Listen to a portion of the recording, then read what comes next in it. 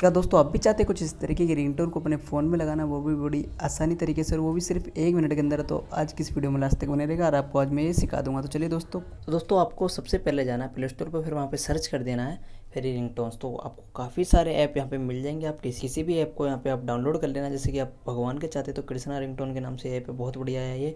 उसके बाद ये फ्री रिंगटोन्स वाले काफ़ी सारे ऐप है, आप किसी को भी कर लेना। जो ऊपर के टॉप ऐप है ये बहुत बढ़िया है, इनमें आपको रिंगटोन मिल जाएंगी। मैंने ऑलमोस्ट सारे ही ट्राई कर रखे हैं और इसलिए मैं आपको बता रहा हूँ इनमें से कोई सा भी ऐप कर लेना। सबसे बेस्ट इनमें जेड ऐप है, जो कि मैंने खुद पर्सनली यूज़ करा है। इसमें काफ़ी अच्छी आपको रिंगटोन्स मिल जाती हैं।